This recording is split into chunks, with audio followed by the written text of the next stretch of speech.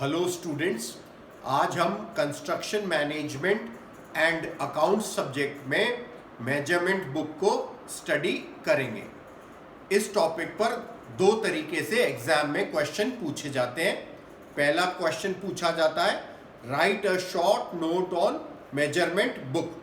दूसरा क्वेश्चन इस दूसरे तरीके से पूछा जाता है कि कॉन्ट्रैक्टर्स को पेमेंट कैसे किया जाता है। अब मेजरमेंट बुक होती क्या है? Measurement book is a book which contains all the measurement of the work done by contractor and the payment to contractor is done on basis of these measurements. अब इसके कुछ कैरेक्टरिस्टिक्स मैं important बता देता हूँ कि काम कैसे किया जाता है।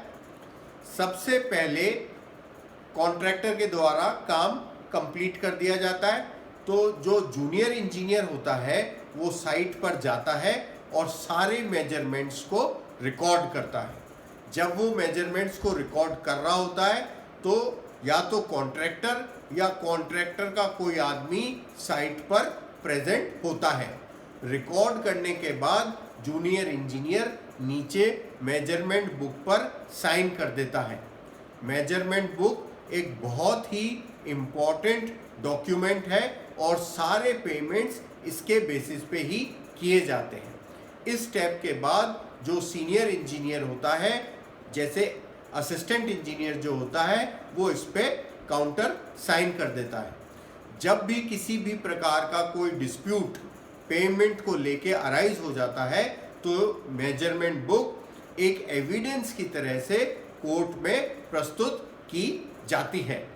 इसके अलावा मेजरमेंट बुक सिविल इंजीनियरिंग के वर्क को एक ट्रांसपेरेंसी प्रोवाइड करती है।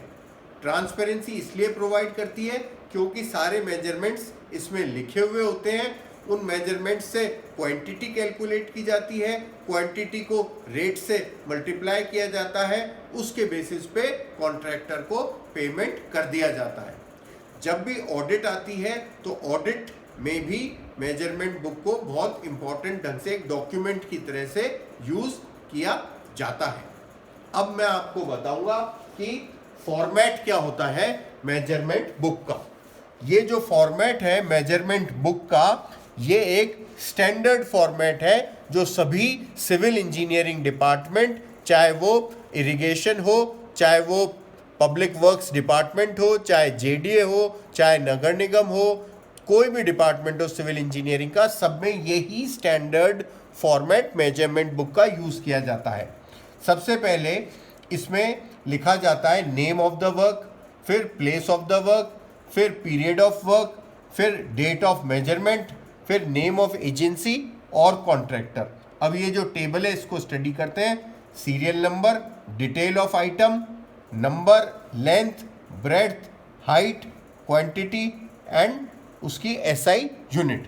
एग्जाम्पल अपन लेते हैं। सपोज किसी जगह स्लैब की कंक्रीटिंग का काम चल रहा है, तो आइटम हो गया कंक्रीटिंग ऑफ स्लैब। अब कितने स्लैब डल रहे हैं? 3 स्लैब डल रहे हैं। अब उनकी लेंथ, ब्रेथ और हाइट मेजर कर ली, 10, 6 और 0.2 क्वांटिटी निकाल ली, इन सबको आपस में मल्टीप्लाई कर लिया तो ये अपने पास क्यूबिक मीटर में क्वांटिटी आ गई। अब अगला स्टेप होता है कि पेमेंट कैसे किया जाए। तो पेमेंट के लिए इसमें नेम होता है, डिस्क्रिप्शन ऑफ वर्क होता है, क्वांटिटी होती है, यूनिट होती है।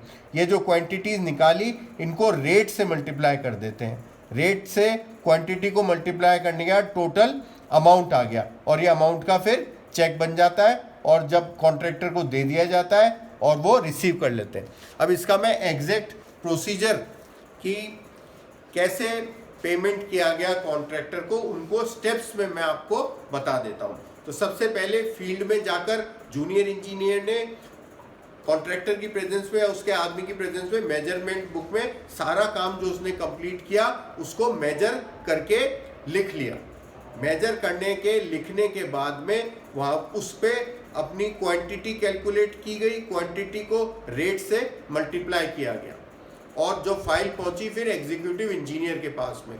एग्जीक्यूटिव इंजीनियर फाइल में नोट डाल देता है कि जांच कर प्रस्तुत करे तो लिपिक के पास फाइल जाती है, क्लर्क के पास में, वो जांच करता है और सही पाई जाती है, फाइल आगे भेज देता है कि जांच की व प्रस्तुत।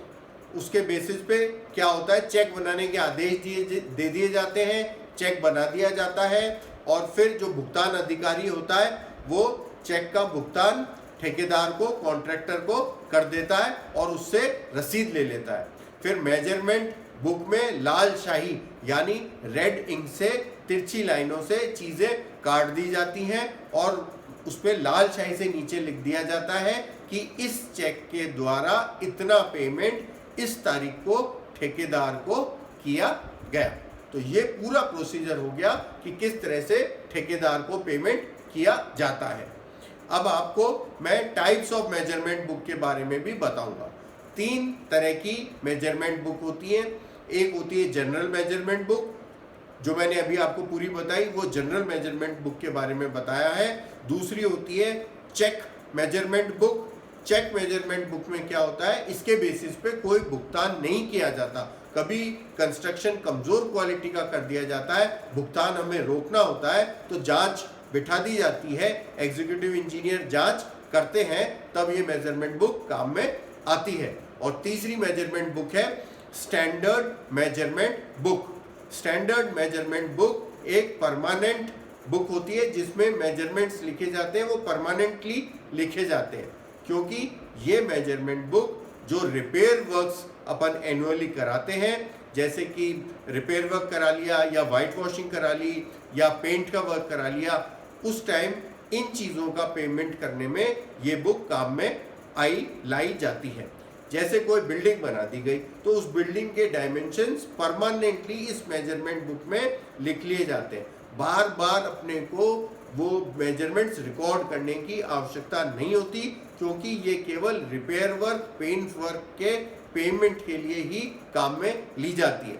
सपोज बिल्डिंग में कोई ऑल्ट्रेशन हो गया, कोई 2-3 कमरे और बना दिए गए, तो वो जो नई चेंज हुए उन चीज़ को रिकॉर्ड कर लिया जाता है उस मेजरमेंट बुक में, और जो एग्जीक्यूटिव इंजीनियर होता है वो उस चीज़ को वेरीफाई कर दिया जाता है। तो ये 2 चीज़ें मैंने आज आपको बताई, measurement book, types of measurement book और पेमेंट कैसे किया जाता है कॉन्ट्रैक्टर को। ये सवाल एग्जाम में, एक सवाल इनमें से आने की काफ़ी संभावना है, इंपॉर्टेंट टॉपिक है। Thank you students.